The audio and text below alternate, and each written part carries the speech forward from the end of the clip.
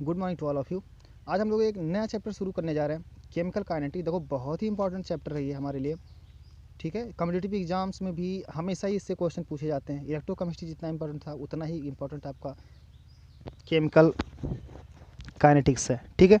तो chemical kinetics में देखो इस चैप्टर की ज़रूरत हमें क्यों पड़ती है, क्योंकि जब हम कोई चीज़ प्रिपेयर कर रहे होते हैं, कोई प्रोडक्ट बना रहे होते हैं, जैसे दवाइयाँ ही बनाना। देखो इस समय कोरोना चल रहा है, तो एक दवा है जो PLC करके एक है, साइक्लोक्रोन करके, तो उसका मांग बढ़ गया है। तो अगर हमें प्रोडक्शन रेट को बढ़ाना है, ठीक है, प्रोडक्शन रेट को बढ़ाना, तो कुछ ऐसे प्रोसेस अप्लाई करने पड़ेंगे जिससे प्रोडक्ट कम समय में ढेर सारा प्रोडक्ट बन सके, ठीक है। तो कितने समय में प्रोडक्ट बनेगा या कितना समय लगेगा, इन सारी चीज़ों के कैलकुलेशन को करने के लिए या स्पीड को इंक्रीज़ करने के लिए कैसे इंक्रीज़ करेंगे, कैटलिस्ट का यूज़ करेंगे। कम करना हो तो हम पॉइजन का यूज़ करते हैं, ठीक है, जिसे नेगेटिव कैटलिस्ट कहते हो आप। तो वो सारी चीज़ें इस चैप्टर में हम लोग देखने वाले हैं, इस चैप्टर में डील करने वाले हैं। कुछ प्रोसेस ऐसे होते हैं जो बहुत ही स्लो होते हैं, कुछ प्रोसेस बहुत स्लो होते हैं, जैसे जंग का लगना है, क्रोजन होना, वो भी क्या होता है, बहुत ही स्लो स्टेप होता है, बहुत ही स्लो प्रोसेस है, बहुत ज़्यादा समय लेता है ये सब होने में। कुछ ऐसी चीज़ें हैं जो तुरंत ही हो जाते हैं, जैसे कि अगर एसिड बेस टाइट्रेशन देखें तो एसिड में बेस मिला होगा तो क्या होगा, तुरंत ही विद इन ए सेकेंड वो क्या होगा, सॉल्ट बन जाएगा, कन्वर्ट हो जाएगा। तो बहुत ही फास्ट रिएक्शन होता है वो। कुछ ऐसे हैं जो बहुत ही स्लो होते हैं। गाँव में जो लोग या एल्कोहल जो बनाते थे, या सिरका गाँव में बनता होगा, आप जानते होंगे। 6-6 महीने या 3-4 महीने लग जाता है उसको, धूप में रखेंगे काफ़ी समय तक, फिर उसे छाँव में रखेंगे काफ़ी समय तक, तमाम।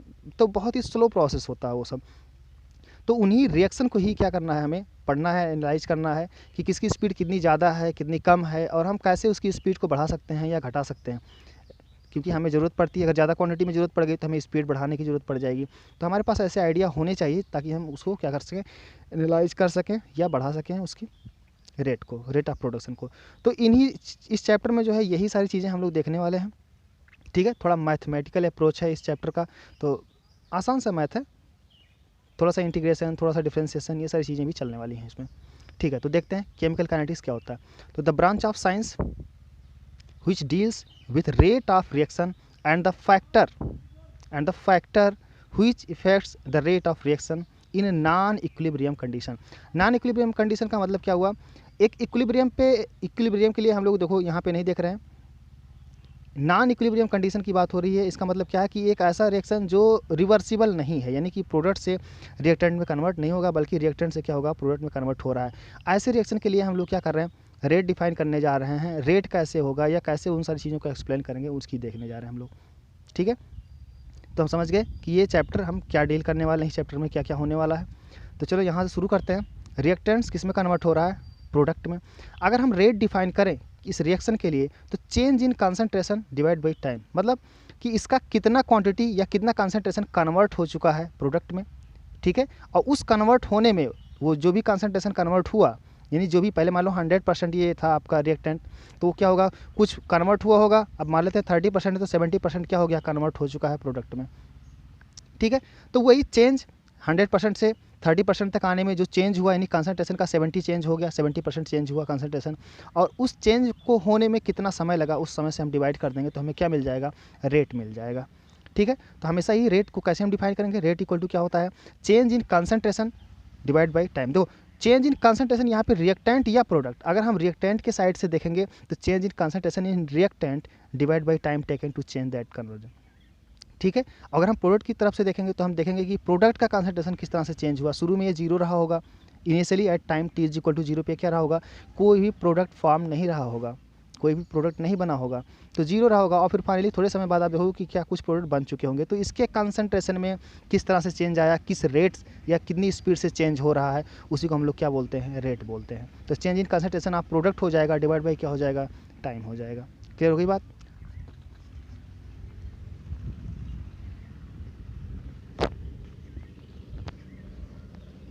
ठीक है। तो ये रहा रिएक्टेंट किस में कन्वर्ट हो रहा है, प्रोडक्ट में। At time t is equal to zero, इसका कंसंट्रेशन कितना था, c था, और इसका कितना रहा होगा, जीरो रहा होगा, कोई भी प्रोडक्ट फॉर्म नहीं हुआ होगा, बिल्कुल टाइम जीरो पे। कुछ समय बाद after some time t is equal to t पे इसका जो कंसंट्रेशन था C से वो कहाँ पहुँच गया, C1 हो गया। दैट मीन्स ये डिक्रीज हुआ होगा, क्योंकि रिएक्टेंट का तो मैक्सिमम रहा होगा शुरू में, और जब ये प्रोडक्ट में कन्वर्ट होगा तो इसका कंसंट्रेशन क्या होगा, डिक्रीज होगा, और इसका कंसंट्रेशन क्या होगा, इंक्रीज होगा। तो ये C से कहाँ पहुँच गया, C1 हो गया इसका कंसंट्रेशन, दो यहाँ पे डिक्रीजिंग साइन दिया हूँ मैं, और इसका क्या होगा, ये इंक्रीज कर रहा है, यानी कि 0 से कहाँ पहुँच गया, C2 पहुँच गया इसका कंसंट्रेशन। क्लियर होगी बात। तो अगर हम डिफाइन करें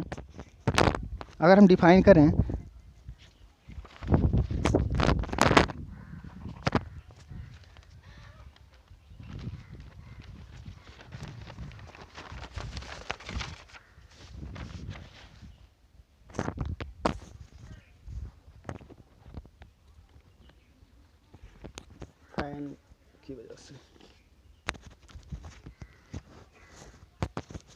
ठीक है, अगर हम डिफाइन करें rate with respect to reactant की तरफ से अगर आप रेट डिफाइन करना चाहोगे तो चेंज कितना आया, फाइनल चेंज हमारा क्या रहा, C1 आया, फाइनल C1 है, इनिशियल कितना था, C था, तो डिफरेंस कितना आया, C1 माइनस C आया डिफरेंस, फाइनल माइनस इनिशियल। तो यहाँ पे रहा C1 minus C divide by T time taken, यहाँ से ये चेंज होने के लिए जो टाइम लगा वो रहा आपका ये, और इसके जो वैल्यू आप देखोगे वो हमेशा ही क्या आएगा, नेगेटिव आएगा। नेगेटिव क्यों आएगा, क्योंकि C1 की वैल्यू हमेशा ही क्या होगी, कम होगी, और जबकि C की वैल्यू क्या होने वाली है, ज़्यादा होगी। तो जो भी ये डिफरेंस आने वाला है ये नेगेटिव आएगा।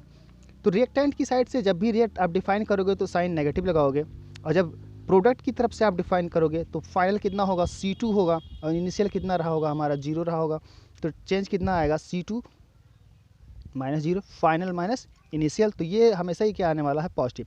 तो जब भी हम रेट रिएक्टेंट की साइड से डिफाइन करेंगे तो नेगेटिव लगाएंगे, और जब भी हम प्रोडक्ट की तरफ से रेट को डिफाइन करेंगे तो हम क्या लगाएंगे, पॉजिटिव लगाएंगे साइन। समझ में आई बात। तो rate with respect to product R change in concentration of product divide by time, C2 minus 0 divide by T, और ये कैसा आने वाला है, पॉजिटिव आने वाला है।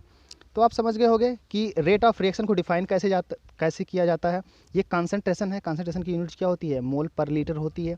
हमें क्या करना होता है, final minus initial divide by time taken. Clear हो गई बात। तो अगर जनरली इसको अब रेट को भी अगर हमें डिफाइन करना, तो रेट देखो ऐसा तो है नहीं कि वो कांस्टेंट बना रहेगा। कांस्टेंट इसलिए नहीं बना रहेगा क्योंकि शुरू में कंसंट्रेशन जो होगा वो ज़्यादा होगा रिएक्टेंट का, और प्रोडक्ट का क्या होगा, कम होगा। तो शुरू में बहुत ही स्पीड से रिएक्शन होगा, क्योंकि ज़्यादा मॉलिक्यूल होंगे, ज़्यादा कोलाइड करेंगे एक दूसरे से, और ज़्यादा प्रोडक्ट फॉर्म करेंगे। लेकिन ये क्या होता है, धीरे धीरे रेट जो है डिक्रीज़ करता चला जाएगा। शुरू में ज़्यादा होगा और फिर क्या होगा, रेट डिक्रीज़ कर जाएगा। तो हम लोग को ये कांस्टेंट रेट डिफाइन नहीं कर सकते, तो इसलिए हम लोग क्या करते हैं, कई तरह के रेट डिफाइन करते हैं, जैसे कि एवरेज रेट क्या होता है, इंस्टेंटेनियस रेट क्या होता है। समझ में आई बात। तो हम लोग एवरेज लेके चलने वाले हैं इसमें। तो एवरेज रेट डिफाइन करेंगे तो rate measured over a given time interval. Given time interval मतलब कुछ टाइम इंटरवल दे रखा कि इतने से इतने के बीच में ही हम लोग एवरेज रेट डिफाइन करेंगे। सही बात है, हमें टाइम पता होना चाहिए, टाइम पीरियड पता होना चाहिए कि कितने से कितने बीच में हमें रेट को डिफाइन करना है। तो rate measured over a given time interval, मान लेते हैं कि C1 से कंसंट्रेशन कहाँ पहुँच गया, C2 पहुँच गया, और टाइम कहाँ से कहाँ पहुँच गया, T1 था जब हमने शुरू किया, और फाइनली वो कहाँ तक चला, T2 तक चला। तो कंसंट्रेशन में चेंज कितना होगा, C2 माइनस C1 हो जाएगा, और टाइम में चेंज कितना होगा, T2 माइनस T1 होगा। मानो 10 सेकंड बाद ये 10 सेकंड था और ये 30 सेकंड हो गया, तो डिफरेंस कितना आया, 20। यानी कि हम रेट जो डिफाइन करने जा रहे हैं वो इस 20 सेकंड के लिए डिफाइन करने जा रहे हैं। ठीक है, क्लियर है। तो यहाँ से देखो R average equal to delta C change in C divide by time में कितना चेंज आया, और इसी चीज़ को हम क्या लिख सकते हैं, C2 minus C1 divide by T2 minus T1। तो आर एवरेज फॉर रिएक्टेंट की तरफ से फिर से अगर हम लिखेंगे तो ये नेगेटिव साइन एक लगा देंगे, ताकि ये अपने आप इस नेगेटिव आएगा, ये चीज़ ये नेगेटिव आएगा, और ये नेगेटिव वो नेगेटिव मिलकर क्या हो जाएगा, आपस में पॉजिटिव बन जाएंगे। तो जब भी हम रिएक्टेंट की तरफ से डिफाइन करेंगे तो नेगेटिव लगाएंगे, और फॉर प्रोडक्ट के लिए जब भी लगाएंगे तो हम कैसे लगाएंगे, वो पॉजिटिव लगाएंगे। क्लियर होगी बात। अब यहाँ पे देखो ग्राफ प्लॉट किया गया है, ये सब ग्राफ हम लोग इक्विलिब्रियम में भी पढ़ चुके हैं एक बार, इस तरह के ग्राफ। यहाँ पे देखो ये किसके लिए है, रिएक्टेंट के लिए है। टाइम t इक्वल टू 0 पे देखो, टाइम t इक्वल टू 0 पे, टाइम t इक्वल टू 0 पे मैक्सिमम वैल्यू है इसकी, मैक्सिमम वैल्यू है किसकी, कंसंट्रेशन की वैल्यू कितनी है, मैक्सिमम है। और जैसे ही टाइम इंक्रीज कर रहा है, दैट मीन्स अगर टाइम इंक्रीज करते चले हम लोग, तो T1 पे कंसंट्रेशन देखो उसका कितना है, C1 है, और यही कंसंट्रेशन जब और आगे गए तो क्या हो गया, T2 पे हमने क्या देखा, C2 है कंसंट्रेशन।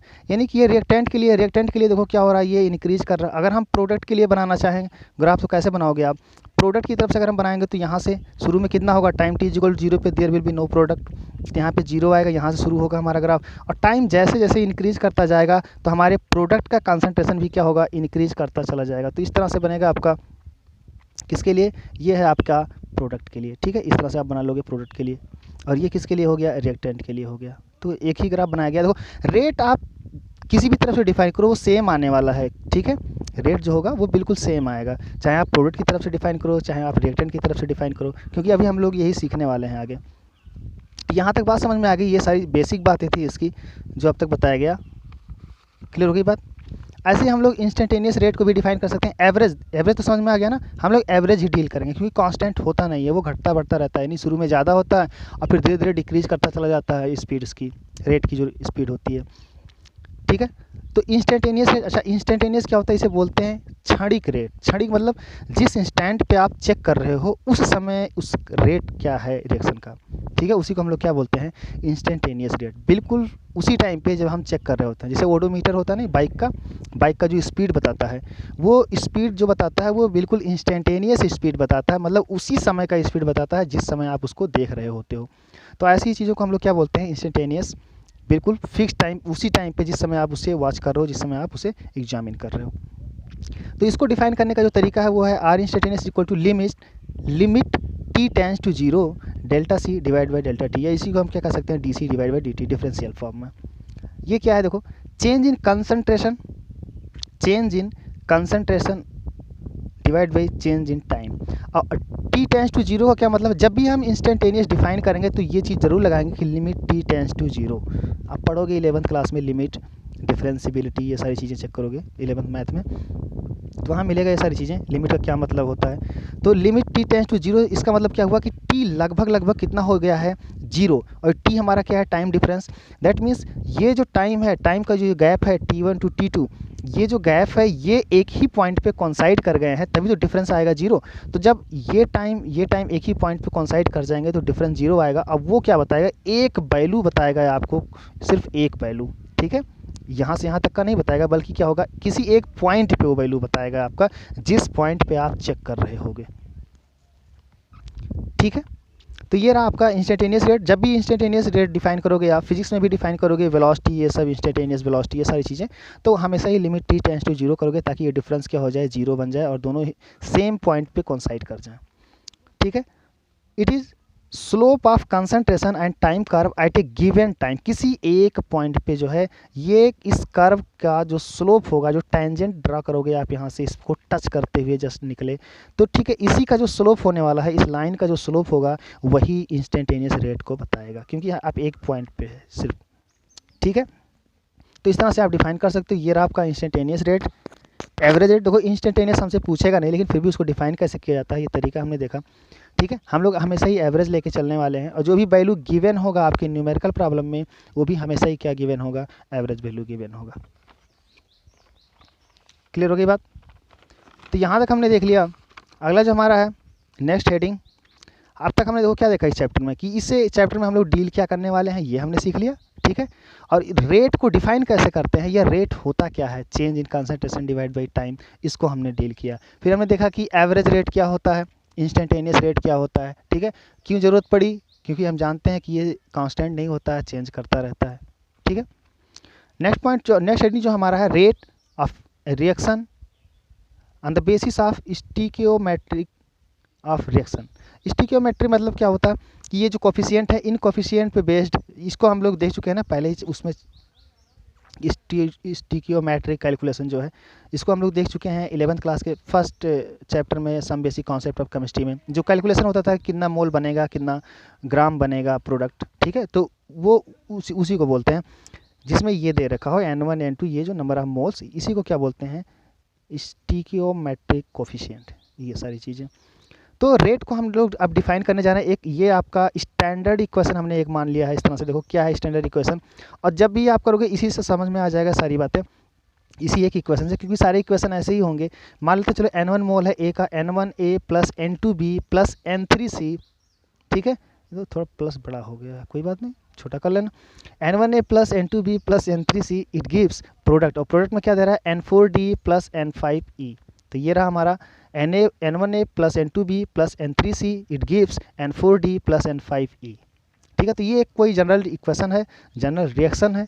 तो अगर हमें इस रिएक्शन के लिए रेट डिफाइन करना हो तो रेट ऑफ द रिएक्शन क्या होने वाला है, देखो क्योंकि ये रिएक्टेंट की तरफ है, अगर हम इसकी तरफ से देखें सिर्फ और सिर्फ इसकी तरफ से रेट डिफाइन करें इस ए की वजह से, तो उसकी वैल्यू कितनी आएगी, -1/N1 D A divide by D T. यहाँ पर जो कोफिशिएंट होता है उसको हम क्या करते हैं, नीचे करते हैं, क्योंकि ए मोल के बजाय ए जो है उसका 1 मोल लेंगे, लेकिन 1 मोल लोगे तो 1 मोल के लिए रेट डिफाइन होगा, तो N1 मोल आपने ले रखा, तो आप क्या करोगे, पर मोल निकालने के लिए इसे क्या किए, 1/N1 से डिफाइन किए। जब भी आप बस ध्यान रखो कि ऐसा जब भी क्वेश्चन होगा तो यहाँ पे जो कोफिशिएंट होगा उसे आप कहाँ भेजने वाले हो, नीचे। और रिएक्टेंट की तरफ से अगर डिफाइन करोगे तो यहाँ पे क्या आएगा, नेगेटिव आएगा। तो अगर मैं लिखना चाहूँ तो -1/N1 change in concentration of A divide by time delta D A divide by D T is equal to, अच्छा जो ये वैल्यू आएगा वही सेम वैल्यू क्या होगा, इसकी तरफ से डिफाइन करोगे, क्योंकि रेट तो इसका इन सबका रेट क्या होने वाला है, सेम होने वाला है, रेट ऑफ रिएक्शन जो है वो सेम होने वाला है। तो इसकी तरफ से अगर हम डिफाइन करें तो हो जाएगा -1/N2 and D B divide by D T. ये चेंज रहा, कंसंट्रेशन का change divide by D T. तो ये हो गया, ऐसे इसकी तरफ से आप कर सकते हो तो क्या होगा, -1/3, इसे N3 करो, यहाँ पे 3 हो गया, ये N3 है, ठीक है। तो -1/N3 D C divide by D T is equal to, अब देखो इज इक्वल टू यही सेम रेट किसके बराबर होगा, आप इधर से डिफाइन करो, इनको डिफाइन करोगे, इससे रेट को डिफाइन करोगे तो भी वो वैल्यू सेम इक्वल आएगा, लेकिन इसके लिए क्या करोगे, क्योंकि ये प्रोडक्ट है तो प्रोडक्ट के लिए आप पॉजिटिव साइन लेने वाले हो, और यहाँ पे देखो N4 है तो वो क्या आ जाएगा, नीचे आ जाएगा, तो 1/N4 D C divide by D T is equal to 1/N3 D E divide by D T. Clear हो रही बात। तो कोई भी जनरल इक्वेशन हो तो कैसे लिखोगे आप, रेट कैसे लिखोगे, स्टिकियोमेट्रिक उस पे स्टिकियोमेट्रिक पे बेस करके, तो इस तरह से आप लिखोगे, ठीक है, कर लोगे आसानी से। यहाँ पे जो कोफिशिएंट होगा उसे आप नीचे भेजने वाले हो, रिएक्टेंट की तरफ से नेगेटिव और प्रोडक्ट की तरफ से क्या करोगे, पॉजिटिव करने वाले हो, बस इतना सी बात है। तो negative sign for reactant and positive sign for the product, तो ये याद करने का तरीका। देखो इसमें अब अगर रेट ऑफ रिएक्शन की बात करें कि रेट ऑफ रिएक्शन क्या है, तो आप इनमें से कोई भी एक वैल्यू कैलकुलेट कर लो, वो क्या बताएगा आपका रेट ऑफ रिएक्शन, और सब के सब क्या आने वाले हैं, इक्वल। तो कोई भी एक कर लो, काम बन जाएगा अपना, रेट ऑफ रिएक्शन मिल जाएगा हमें।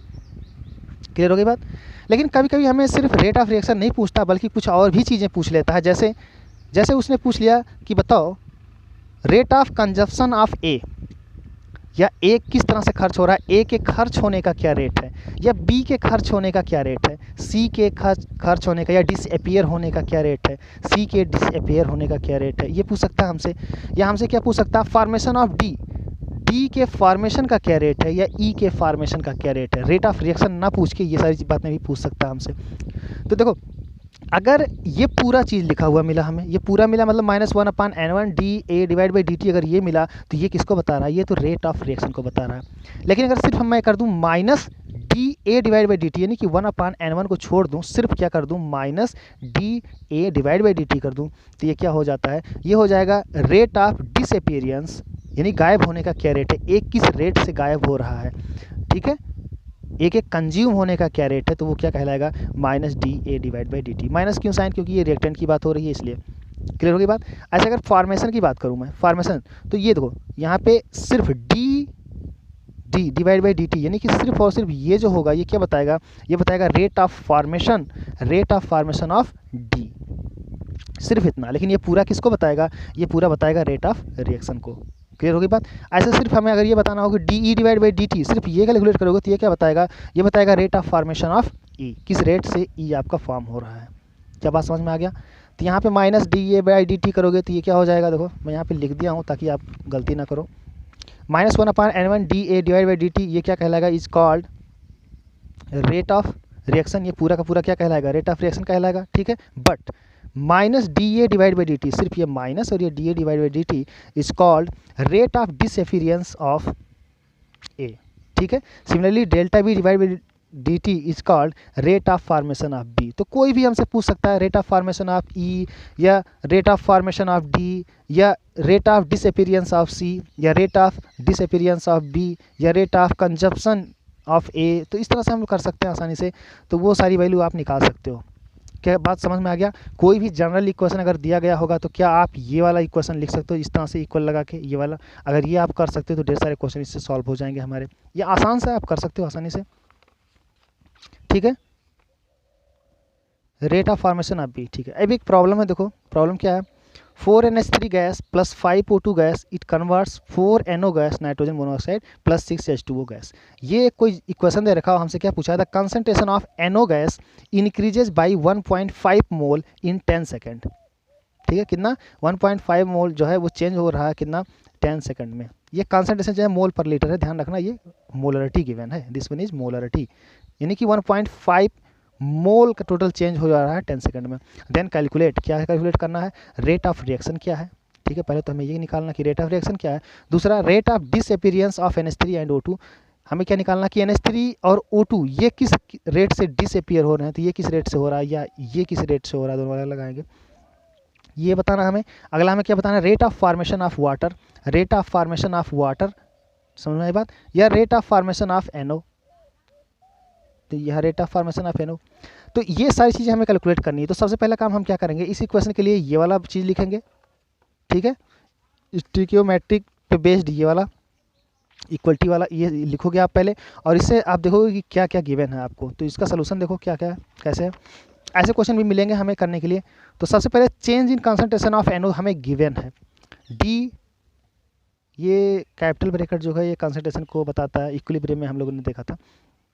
तो D change in D means change, और ये रहा कंसंट्रेशन, तो कंसंट्रेशन चेंज कितना हुआ है NO का, वो गिवन है हमें कितना, 1.5 मोल पर लीटर, टाइम गिवन है कितना, 10 सेकेंड। तो D NO divide by DT हमें मिल गया कितना, is equal to 1.5 divide by 10, 1.5 का चेंज आया, दिस वन चेंज गिवन था, और डिवाइड बाई टाइम, तो इसकी वैल्यू कितनी आ गई, 0.15 मोल पर लीटर पर सेकेंड। तो ये इसका मोल पर लीटर आएगा और पर सेकेंड नीचे से और आ जाएगा, तो मोल पर लीटर पर सेकेंड, ठीक है। तो ये चेंज आ गया हमारा। अब अगर हमें रेट ऑफ रिएक्शन, अगर हम इस पूरे इक्वेशन के लिए रेट डिफाइन करें तो कैसे लिखोगे आप, -1/4, पहले के लिए देखो -1/4, क्यों, यहाँ पे 4 है कोफिशिएंट, तो माइनस क्यों आएगा, क्योंकि ये रिएक्टेंट है, तो -1/4 and D NH3 divide by DT, इसके लिए हो जाएगा ऐसे -1/5 DO2 डिवाइड बाई DT हो जाएगा, इसके लिए क्या होगा, प्लस होने वाला है 1/4, और DNO डिवाइड बाई DT, इसके लिए 1/6 DH2O डिवाइड बाई DT, ठीक है। तो वही से यहाँ पे लिख दिया गया, देखो -1/4 DNH3 by DT is equal to -1/5 DO2 divide by DT is equal to 1/4 NO divide by DT is equal to 1/6 DH2O divide DT। Clear है बात? तो उन सब के लिए हमने ये लिख दिया। अब क्योंकि देखो ये टर्म पूरा किसको डिफाइन करता है, ये पूरा टर्म किसको डिफाइन करेगा, रेट ऑफ रिएक्शन को डिफाइन करता है। ये भी क्या करता है, रेट ऑफ रिएक्शन को डिफाइन करता है। ये भी क्या करता है, रेट ऑफ रिएक्शन को, ये भी पूरा क्या करता है, रेट ऑफ रिएक्शन को डिफाइन करता है। ये रेट ऑफ रिएक्शन है।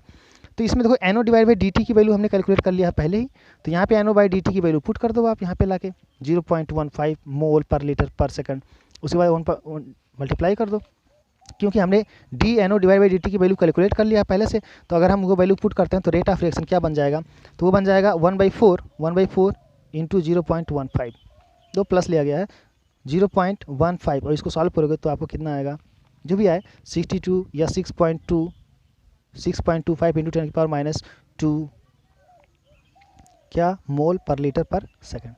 तो ये हमारा रहा रेट ऑफ रिएक्शन मिल गया हमें। अब रेट ऑफ रिएक्शन मिल गया, अब हमें क्या क्या निकालना, अब हमसे पूछा था कि आप बता दो rate of consumption of NH3, किस रेट से ये कंज्यूम हो रहा है। तो हमें क्या पूछा है, वो हमसे पूछा है D NH3 divide by DT की वैल्यू पूछा है वो, लेकिन अगर -1/4 भी उसमें लगा हुआ तो ये कंप्लीट रेट ऑफ रिएक्शन है, ये तो रेट ऑफ रिएक्शन है कंप्लीट, और इसकी वैल्यू इतना इज इक्वल टू क्या होने वाला है, इसकी वैल्यू के बराबर है। तो ये इज इक्वल टू यहाँ पे इज इक्वल टू 6.25 इंटू 10⁻², ये रेट के बराबर हो गया। और हमें निकालना क्या था, NH3 डिवाइड बाई DT निकालना। तो आप क्या करोगे, इस 4 को यहाँ पे मल्टीप्लाई कर दो, मल्टीप्लाई ही तो होगा, मल्टीप्लाई हो गया।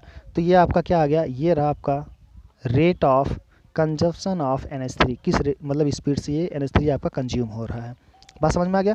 आसान सा है कि एक की वैल्यू गिवन होगा, दूसरा उसके इक्वल हमें रखना है, बस क्रॉस मल्टीप्लाई कर दो जो बाकी कोफिशिएंट हैं, और फिर हमें क्या मिल जाएगा, रेट ऑफ कंजप्शन मिल जाएगा। तो इस तरह से रेट ऑफ कंजप्शन आप O2 का भी निकाल सकते हो। O2 का निकालोगे तो कैसे निकालोगे, आप इसको किसके इक्वल रख दोगे, ये इक्वल रख दोगे आप इसके 0.15 के, क्योंकि रेट ऑफ रिएक्शन के इक्वल रखोगे, ये 6.25 इंटू 10⁻² के इक्वल रख दोगे ये वाली वैल्यू। और फिर इसमें 5 से क्रॉस मल्टीप्लाई करोगे तो बचेगा क्या, सिर्फ -dO2 डिवाइड बाई dt बचेगा, और ये क्या होगा, रेट ऑफ कंजप्शन आप क्या होने वाला है, O2 होने वाला है। तो आप कर सकते हो, आसानी से हो जाएगा। ऐसे रेट ऑफ फॉर्मेशन की बात किया तो ये रहा, देखो ये 1/6 dH2O डिवाइड बाई dt, ये क्या है आपका, ये है रेट ऑफ द रिएक्शन, ठीक है। अगर हम फॉर्मेशन ऑफ H2O की बात करें तो सिर्फ इतना dH2O डिवाइड बाई dt, ये क्या कहलाएगा, ये कहलाएगा formation of H2O, rate of formation of H2O, ठीक है। तो 1/6 इसमें था, ये रेट के इक्वल रख दिया हमने। अब यहाँ पे 6 से मल्टीप्लाई अगर मैं कर दूँ, ये वाला क्रॉस भेज दूँ इस तरफ, तो बचेगा क्या, सिर्फ dH2O डिवाइड बाई dt बच जाएगा, और ये क्या कहलाएगा, rate of formation of H2O। Clear हो गई बात, ठीक है। अब एक क्वेश्चन है और इसको आप खुद अटेम्प्ट करो। N2 gas plus 3H2 gas, it gives twice of NH3 gas.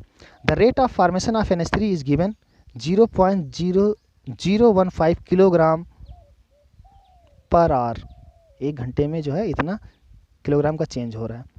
Calculate the rate of reaction in mole per hour, mole per hour में चेंज करके हमें बताना है, जो स्पीड इसकी है रेट, उसकी इसमें मोल पर आवर में। तो आप इसे क्या करोगे, आसानी से कन्वर्ट कर सकते हो कि एक घंटे में इतना किलोग्राम, फिर मोल में कन्वर्ट करोगे उसे, ठीक है। अब चाहो तो उसे सेकंड में भी निकाल सकते हो, इसे अटेम्प्ट करना, ट्राई करना, हो जाएगा, ठीक है। तो ये पहला तरीका था कि रेट को डिफाइन कैसे करते हैं, या किसी गिवन इक्वेशन के लिए हम लोग रेट लिखते कैसे हैं, वो इक्वलिटी वाला जो था, ठीक है। ठीक है, दूसरे में ज़्यादा लंबा हो जाएगा वीडियो।